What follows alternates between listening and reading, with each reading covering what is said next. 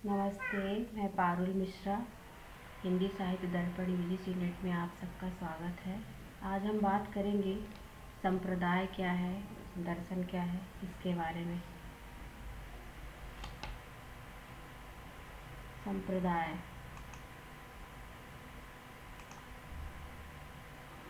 एक ही धर्म की अलग अलग परंपरा या विचारधारा मानने वाले वर्गों को संप्रदाय कहते हैं, है ना। संप्रदाय हिंदू, बौद्ध, इस्लाम, ईसाई आदि धर्मों में भी मौजूद होता है। यहाँ पे जैसे इस्लाम का है चिश्ती, सोहरावर्दी, कादरी, नक्शबंदी।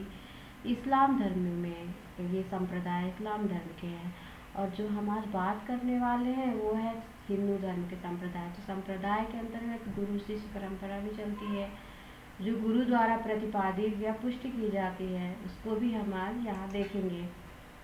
जैसे संप्रदाय में श्री संप्रदाय है ना। तो श्री संप्रदाय विशिष्ट देवतावाद रंगनाथ मुनि, श्री रंगनाथ मुनि जो है, इन्होंने श्री संप्रदाय का प्रवर्तन किया। पहले प्रथम प्रवर्तक कह सकते हैं रंगनाथ मुनि थे। उसके बाद रामानुजाचार्य आते हैं।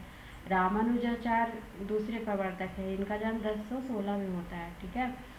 मतलब ये जो श्री संप्रदाय है विशिष्ट देश में रामानुजाचार्य जो है, इनका जन्म तमिलनाडु में होता है। इस दर्शन को श्री संप्रदाय द्वारा चलाया गया। मतलब इस दर्शन में श्री संप्रदाय में ईश्वर के सगुण रूप की आराधना की जाती है।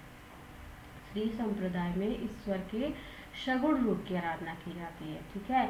इसमें जगत में मिथ्या न मानकर सत्य माना है। श्री संप्रदाय में रामानुजाचार्य ने जगत को मिथ्या न मानकर सत्य माना है। बोला कि जो जगत है वही सत्य है।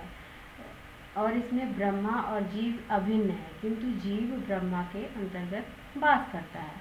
इसमें रामानुजाचार्य ने ये मानते हैं। और ब्रह्म की प्राप्ति ज्ञान से नहीं बल्कि भक्ति से होती है। ये श्री संप्रदाय में रामानुजाचार्य कहते हैं कि ब्रह्म की प्राप्ति जो है वो ज्ञान से नहीं होती बल्कि इसमें भक्ति से होती है। सगुण रूप की आराधना की गई है। श्री रामानुजाचार्य ने श्री संप्रदाय में सगुण रूप की आराधना की है, ठीक है। उसके बाद आता है ब्रह्म संप्रदाय। ये द्वैतवाद माधवाचार्य का है।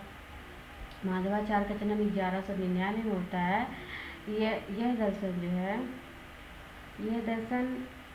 ये दर्शन को न मानकर मिथ्या सत्य मानते हैं। ये कहते हैं, द्वैतवाद में कहते हैं कि जगत की रचना ईश्वर के द्वारा की गई है। माधवाचार्य कहते हैं कि जगत है इसकी रचना ईश्वर के द्वारा की गई है ना।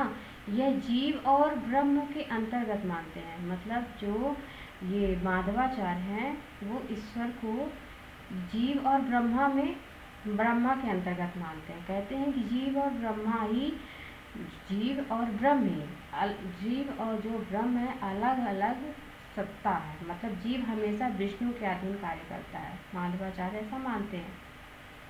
इसमें विष्णु की आराधना की जाती है। माधवाचार्य जो है द्वैतवाद में विष्णु की आराधना की जाती है। फिर आता है रुद्र संप्रदाय जो शुद्धाद्वैतवाद है। इसमें विष्णु स्वामी इसके प्रवर्तक हैं, जो 1300 ईस्वी में आते हैं।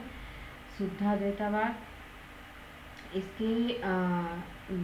इसमें जो शुद्धाद्वैतवाद में कुंभन दास कवि है। ये अलग से मैंने मेंशन कर दिया है क्योंकि इसमें जो कवि दिए हुए हैं, आप लोग सोचेंगे ये क्या दिया हुआ है। इसमें यूजीसी नेट के पेपर में क्वेश्चन आया था कि विशिष्ट द्वैतवाद के कवि कौन से हैं, या फिर ऐसे क्वेश्चन आता है कि श्री संप्रदाय के कवि।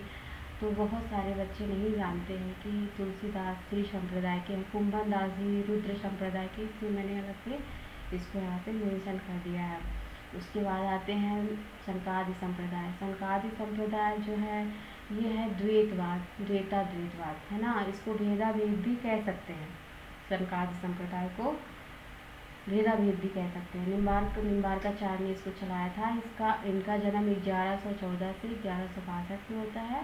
और इनके जो अनुयायी थे हरिव्यास देव थे। हरिव्यास देव, मैंने अनुयायी लिख दिया है। बहुत ही क्वेश्चन इस टाइम पे नए ढंग के आ रहे हैं कि ये इधर तो सनकादि निम्बार्काचार्य ये विष्णु स्वामी सब जानते हैं, पर ये अनुयायी क्या है ये बहुत ही कम लोग जानते हैं। इसलिए मैंने इसको यहाँ पे रखा है कि अगर क्वेश्चन आएगा कि सनकादि संप्रदाय के अनुयायी कौन है तो ये हरिव्यास देव है, ठीक है।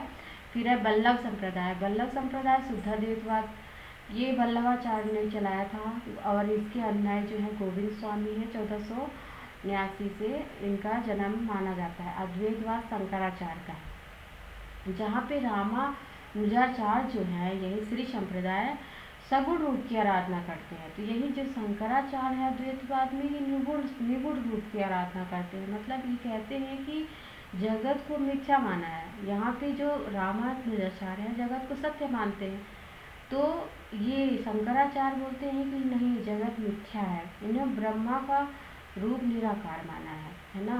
शंकराचार्य ने अद्वैतवाद में ब्रह्म का रूप निराकार मानते हैं, और जबकि रामानुजाचार्य श्री संप्रदाय में कहते हैं कि सगुण रूप की आराधना करते हैं, और शंकराचार्य निर्गुण रूप की आराधना करते हैं। इतना ही फर्क है दोनों में। जीव और ब्रह्मा के बीच माया जाने से दोनों में अलगाव आ जाता है, शंकराचार्य ऐसे कहते हैं, ठीक है।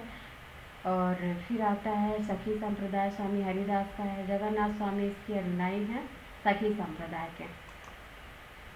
फिर आता है चैतन्य संप्रदाय, जो द्वैताद्वैतवाद दर्शन है। इसके महाप्रभु ने इसको चलाया, महाप्रभु चैतन्य ने। चैतन्य संप्रदाय, इसको गौड़ी संप्रदाय भी कहा जाता है। और गदाधर भट्ट इसके अनुयायी हैं, किसके? चैतन्य संप्रदाय के। राधा वल्लभ संप्रदाय, राधा वल्लभ हित हरिवंश का है। 1502 में इनका जन्म होता है, हित हरिवंश का। और दामोदर दास इसके अनुयायी हैं, राधा वल्लभ के, वल्लभ संप्रदाय के। वल्लभ संप्रदाय पुष्ट मार्ग के, इनका मतलब वल्लभ संप्रदाय में पुष्ट मार्ग का प्रवर्तन किया जाता है, जिसमें जीव को 3 प्रकार का बताया गया है वल्लभ संप्रदाय में: प्रवाह जीव, पुष्ट जीव और मर्यादा जीव, ठीक है। उसके बाद है राधा वल्लभ संप्रदाय, ही हरिवंश में राधा की आराधना की जाती है, ठीक है। उसके बाद आता है राधा वल्लभ संप्रदाय, हित हरिवंश, इन्होंने 1502 में इनका जन्म होता है। और दामोदर दास इसके अनुयायी हैं। तत्सुखी संप्रदाय, ये जीवाराम का है। जीवाराम ने तत्सुखी संप्रदाय चलाया। उसके बाद ये है सनकादि संप्रदाय की निम्बार्क संप्रदाय या हंस संप्रदाय या कुमार संप्रदाय के नाम से भी जाना जाता है। ये बहुत इंपॉर्टेंट क्वेश्चन है कि पूछता है कि कुमार संप्रदाय को और किस नाम से जाना जाता है, तो सनकादि संप्रदाय के नाम से। या फिर ऐसे क्वेश्चन आता है कि हंस संप्रदाय को और क्या कहा जाता है, तो सनकादि संप्रदाय, ठीक है। मान्यता है कि सनकादि ऋषियों ने भगवान के हंसावतार से ब्रह्म ज्ञान की निर्गुण शिक्षा ग्रहण करके उसका प्रथमोपदेश अपने शिष्य देवर्षि नारद को दिया था। इसके ऐतिहासिक प्रतिनिधि हुए निम्बार्काचार्य, इससे यह निम्बार्क संप्रदाय कहलाता है, ठीक है। थैंक यू दोस्त, जानकारी।